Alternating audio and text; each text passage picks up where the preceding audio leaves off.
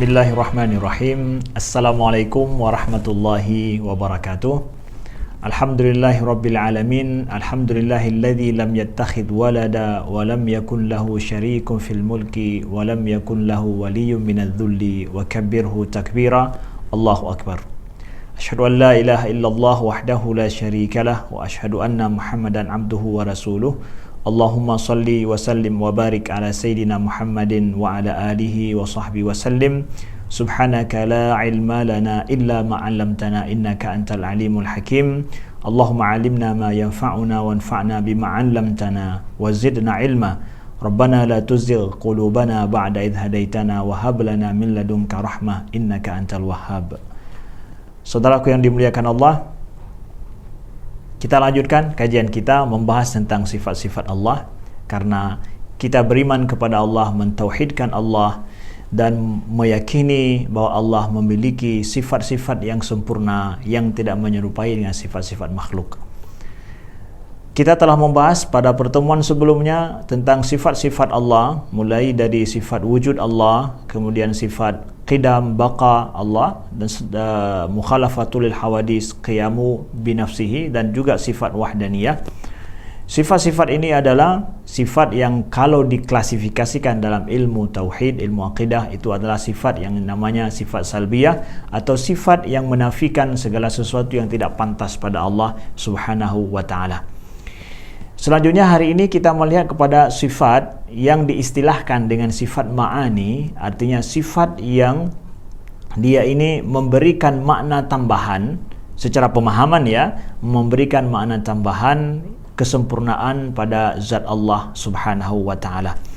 Sifat-sifat ini atau sifat ma'ani ini itu bersumber daripada Al-Quran dan juga daripada hadis Nabi sallallahu alaihi wasallam yang Allah sebutkan di dalam Al-Quran, yang dengan sifat ini kita memahami dan kita meyakini selanjutnya betapa sempurnanya Allah Subhanahu wa ta'ala, dan Allah memiliki sifat-sifat ini. Dengan sifat ini Allah, walaupun namanya sama dengan yang kita pakai, tapi hakikatnya sungguh adalah sangat berbeda antara sifat Allah dengan sifat makhluk. Akan kita lihat adalah sifat qudrah dan juga sifat iradah Allah. Allah memiliki sifat qudrah, wajib kita yakini. Begitu juga Allah memiliki sifat iradah, wajib kita yakini. Ahlus sunnah wal jamaah meyakini dan mengajarkan kepada kita para ulama bahwa sesungguhnya Allah memiliki sifat qudrah, juga Allah memiliki sifat iradah. Apa beda antara qudrah dengan iradah? Berbeda. Sifat qudrah adalah merupakan sifat azaliyatun qa'imatun bidzatihi ta'ala, wa hiya min sifatil ma'ani yata'atta biha ijad kullu mumkin wa idami ala wifqil iradah. Maknanya adalah sifat qudrah ini adalah sifat azali bersama dengan zat Allah. Dia tidak terpisah dari zat Allah. Pemahaman antara sifat dengan zat, bahwa zat Allah, ya, memiliki sifat, dan sifat dengan zat itu tidak terpisah, tapi sifatnya adalah bersamaan adanya.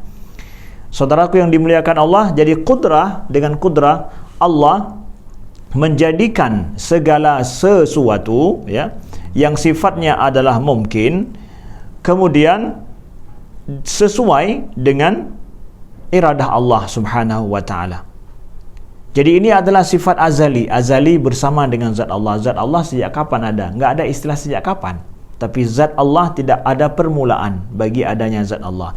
Maka sifat qudrah Allah juga sifat iradah Allah tidak ada permulaan. Jadi tidak ada istilahnya awalan bagi, atau istilahnya permulaan bagi qudrah Allah. Sejak kapan Allah itu maha kuasa? Tidak dipertanyakan begitu.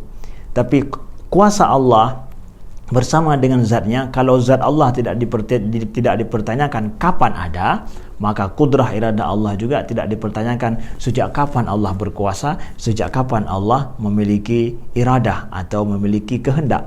Tidak demikian. Nah, makanya disebutkan dia adalah dengan sifat azaliyah, ya, sifat yang tidak dipertanyakan permulaannya.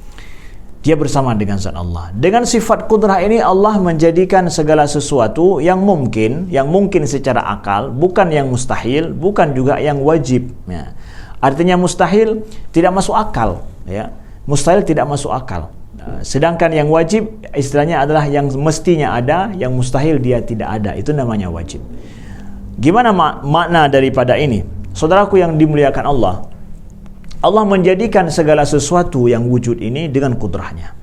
Dan kita melihat di alam nyata secara bukti bahwa kalau ini diciptakan oleh Allah, ya mestilah Allah itu maha kuasa. Karena Allah telah menciptakan segala sesuatu yang kita lihat, bahkan di luar daripada kemampuan kita untuk mencerna, kemampuan kita untuk mengetahui bahkan. Sungguh Allah maha kuasa. Nah, lalu dengan demikian juga kita pahami Allah memiliki sifat iradah. Iradah ini adalah sifat kehendak Allah.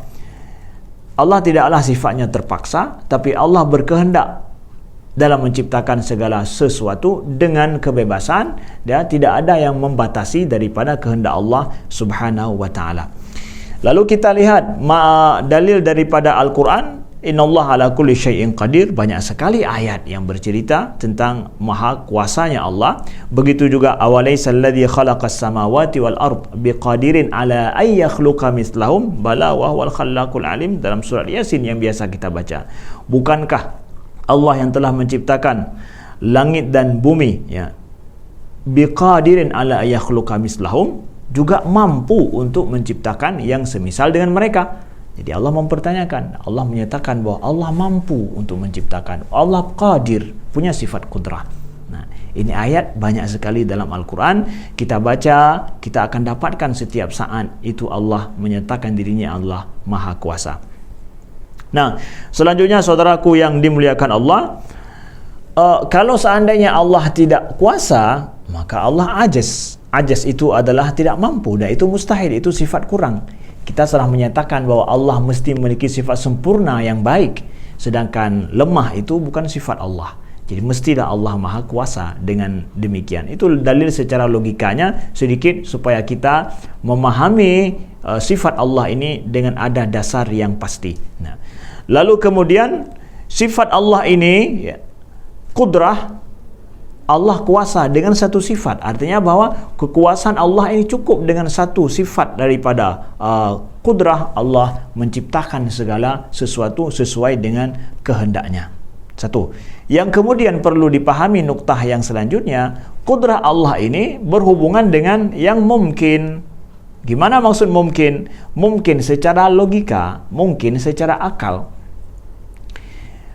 Lawan daripada mungkin misalkan, ataupun yang selain daripada mungkin adalah mustahil, dan juga bermakna juga adalah wajib. Wajib artinya apa? Sesuatu yang mesti ada.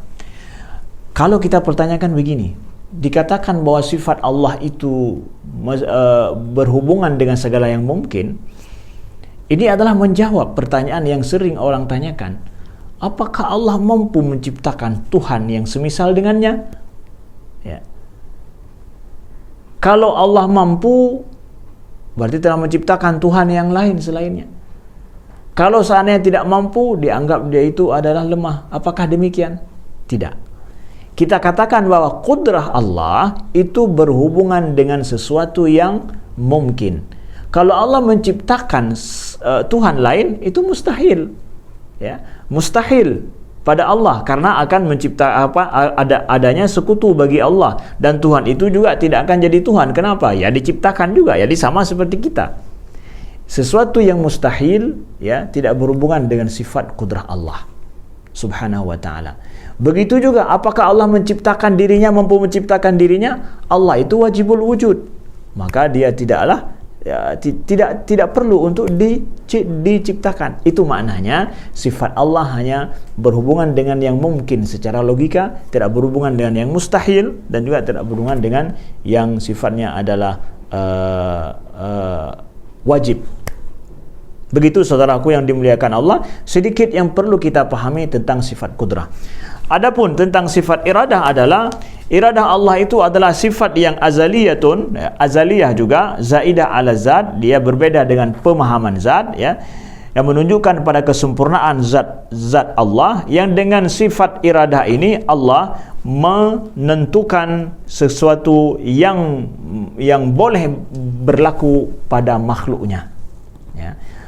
Ada, ya, dengan sifat Allah, dengan sifat iradahnya lah Allah menentukan apa yang boleh berlaku pada makhluk. Seseorang boleh ada atau tidak ada. kemudian setelah itu sifatnya seperti apa, ya. Kemudian menentukan kepada tempatnya di mana ada, menentukan kepada kapan dia ada, apakah sekarang atau nanti atau sebelumnya. Kemudian Allah juga menentukan daripada miqdar, daripada berapa sifatnya, jumlahnya, ya. Itu semua adalah berlaku dengan iradah Allah. Kita lihat sosok satu orang, misalkan dia tinggi, ada yang pendek. Kenapa dia tinggi? Kenapa yang si ini pendek? Kenapa? Itu dengan iradah Allah, dengan kehendak Allah. Allah menentukan si ini tinggi, si ini pendek. Kemudian ada warnanya, ada yang putih, ada yang hitam. Kenapa dia putih? Kenapa dia hitam? Itu semua ada penentuan dengan iradah Allah. Boleh saja orang hitam itu semestinya kan bagusnya putih dia. Orang yang putih semestinya kan dia bisa hitam. Kenapa dia putih, dia hitam? Mesti ada penentu. Penentu itulah iradah Allah Subhanahu wa ta'ala. Dan iradah Allah Subhanahu wa ta'ala juga adalah berhubungan dengan sesuatu yang mungkin. Artinya mungkin juga seperti tadi, bahwa Allah tidaklah menginginkan adanya sesuatu yang mustahil, ya. Allah menginginkan adanya Tuhan lain? Tidak dikatakan itu, karena iradah itu hanya berhubungan dengan sesuatu yang sifatnya adalah mungkin saja. Tidak ada yang sifatnya mustahil. Jadi dengan demikian tidak dipertanyakan tentang masalah Allah menciptakan Tuhan yang lain, Allah menghendaki sesuatu yang mustahil, tidak, tapi sesuatu yang mungkin saja. Dan ayatnya banyak kita dapatkan, fa'alun lima yurid. Allah mengerjakan, Allah menciptakan apa yang dia kehendaki. Yurid Allah. Banyak sekali ayat yang kita dapatkan dalam Al-Quran. Maka dari sinilah para ulama ahlus sunnah menyatakan bahwa sesungguhnya sifat kudrah dan iradah wajib untuk kita yakini, ya. Wajib kita yakini selaku hamba, karena sudah jelas Allah sebutkan di dalam Al-Quran. Jadi wajib setiap kita meyakini Allah memiliki sifat kudrah dan juga iradahnya, dan kita beriman segala sesuatu diciptakan Allah dengan kudrahnya, dan kudrah Allah sifatnya adalah azali, begitu juga iradah Allah sifatnya adalah azali. Dia bersama dengan zat Allah. Kalau zat Allah itu ada sifatnya juga azali dan qadim, mestilah sifat Allah kudrah dan iradahnya juga adalah azali dan juga sifatnya adalah qadim. Dia bersama dengan zat Allah Subhanahu wa ta'ala. Beginilah sedikit yang perlu kita pahami tentang sifat Allah kudrah dan iradahnya bagi seorang muslim. Dengan demikian dia akan keluar daripada beriman dengan hanya sekedar taklid buta. Kalau dia sudah tahu sedikit pembahasan ini, setidaknya begitulah tuntutan untuk kita pahami bagaimana Allah memiliki sifat kudrah dan juga memiliki sifat iradah yang wajib kita yakini. Sekian, terima kasih. Wassalamualaikum warahmatullahi wabarakatuh.